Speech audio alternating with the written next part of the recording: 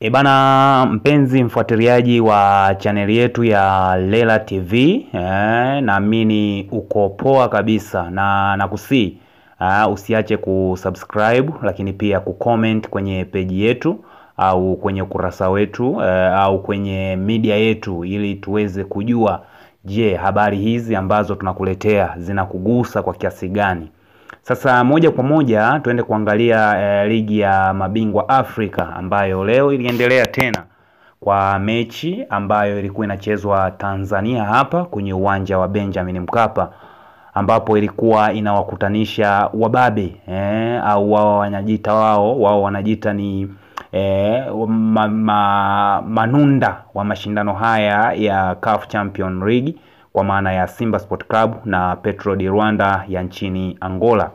Mechi ambayo ilianza kwa press ya chini kabisa, unaweza kusema slow pressing, kwa sababu unajua hii michezo huaga ni inatumia akili nyingi sana kuliko nguvu, na lazima makocha lakini pia wachezaji wasomane ni jinsi gani ambavyo unaweza ukapata ushindi. Sasa mechi ilianza kwa tempa ya chini sana, ambapo walikuwa wanashambuliana kwa vipindi. Walikuwa ni Petro ambao walikuwa wanaenda mara nyingi sana kwenye goli la Simba, lakini pia Simba nao kidogo walikuwa wanajibu mapigo mpaka kipindi cha kwanza kinaisha. Unaona ni jinsi gani ambavyo mechi au mzani ulikuwa umebalance kabisa. Uwezo ukasema labda Simba wao ndo walikuwa na nini, lakini kwa kukiangalia kikosi cha Simba jinsi ambavyo kilikuwa kimeanzishwa, unaweza labda ukapata majibu ya kwa nini Simba mechi hiyo wameweza kutoa draw.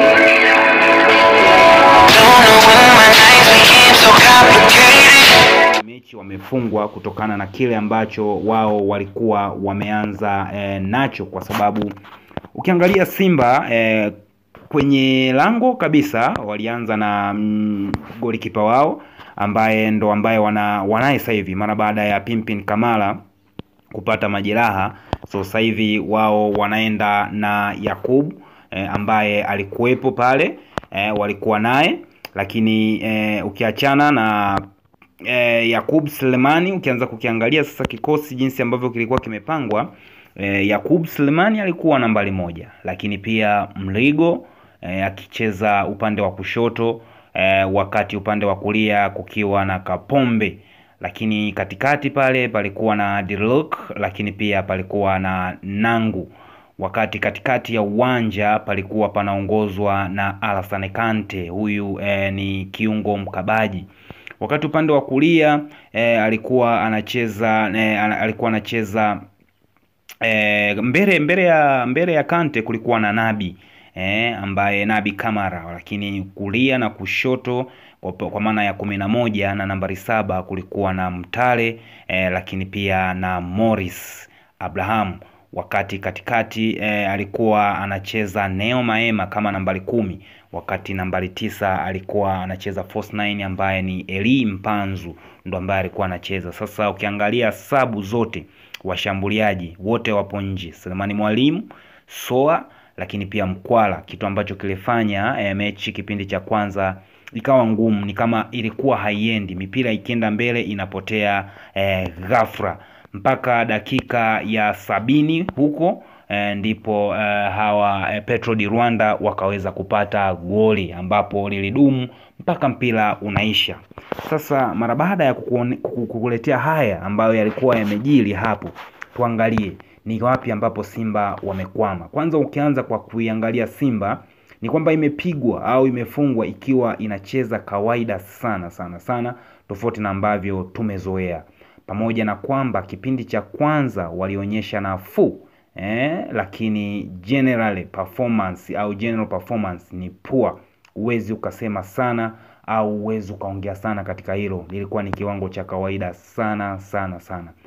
Lakini pia ukianza kuangalia kwa upande mwingine, wachezaji hasa wale walioingia sabu, hapa namzungumzia Jonathan Soa, lakini pia utamzungumzia Mkwala, lakini pia utamzungumzia Ahua ambao pia waliingia kwenye hicho kipindi, na wengine karibia wote hakuna chamana walicholeta kiwanjani, zaidi tu walikuwa na ruka. Yani wao utazani ndo walianza kucheza ile mechi. Hapo unamzungumzia Jean Charles Ahoua, lakini pia kuna Chasambi, unaona kabisa alikuwa anacheza, utafikiri yani wanacheza mechi ya ligi, lakini kuna Mkwala na Soa unaweza ukadhani hawajapata hata dakika moja.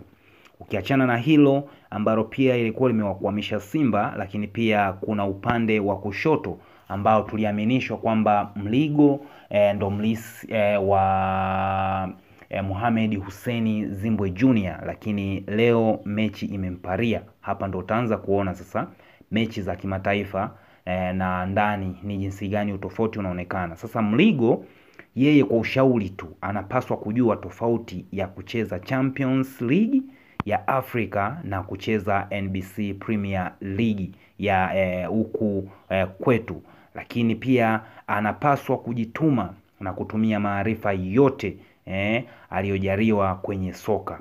Bao lilianza na makosa yake, kama wote mliona, ilikuwa inaonekana kama akafanywa faulo, lakini mashindano ya kimataifa uwezo ukasema uwezo ukazungumzia au ukakompea na mashindano ya ndani kama ligi.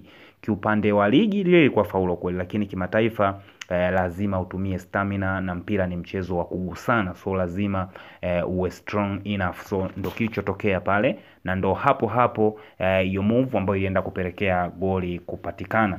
Wakati huo ukiangalia jinsi gani Simba walivyokuwa wanajipanga, unaona kabisa ni jinsi gani ambavyo wanakuwa wanaacha mwanya mkubwa sana. Lakini pia sabu ambayo mimi imenishangaza sana ni sabu ya Alassane Kante na kumuingiza ni Mkwara na kumuingiza Mkwara Dese Mkwara. Ile sabu ni kidogo mimi imenishtua, kwa sababu Alassane Kante ndo alikuwa anashikilia pale katikati na mpira ulikuwa unaonekana kama unachezwa sana katikati, lakini mara baada ya kutoka wale jamaa wakarelaksi, na utaona ni jinsi gani ambavyo walikuwa wanapoteza muda mara baada ya kuongoza goli moja. So hiyo ni sabu ambayo mimi kocha sijaelewa kwa nini alimtoa Kante na kumuingiza Mkwala, wakati ukiangalia Mpanzu alikuwa ameshachoka aonyeshe anachokifanya. So mimi niliamini angeweza kumtoa Mpanzu akamuingiza Mkwara. Sababu ya Mkwara ilikuwa ni sawa, lakini misread jinsi gani ya kufanya hiyo sabu. Sasa wakati huo huo ukiangalia pia ni jinsi gani ambavyo mechi ilikuwa inaenda, unaweza ukasema kama mwamuzi asingekuwa na moyo wa huruma kwa mechi jinsi ilivyokuwa, basi mnyama angekuwa anakufa goli 2-0. Kulikuwa na penalty ambayo aliamua kufunika tu, lakini kiuhalisia ilikuwa ni penalty ambayo huyo The Rock alikuwa amemchezea mshambuliaji wa Petro de Rwanda, lakini mwamuzi akaamua kupeta. So unaweza ukasema sasa Simba inabidi waache tu kwa hili lipite, lakini wajipange kwa mechi zingine, kwa sababu hii ni kama ligi, so sio mtoano. So wana nafasi nyingine ya kuweza kufanya vizuri zaidi ya hiki walichokifanya. Lakini kwa matokeo hayo ambayo Simba wameyapata, manake mpaka sasa hivi Yanga ndio timu pekee ya Tanzania ambayo imeshinda mechi yake ya kwanza ya makundi ya CAF Interclubs.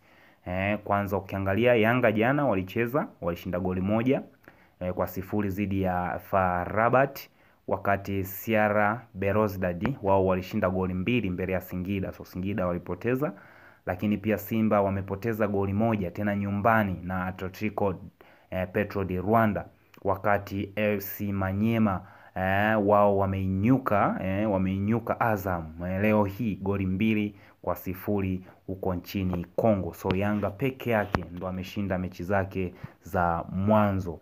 Tusubiri tuone raundi ya pili itakuweje, wale watakapoanza tena mechi za pili ni jinsi gani Yanga ataendelea kutawala kushinda au atavutwa shati. Tuendelee kusubiri kwanza tuone ni nini ambacho kitatokea.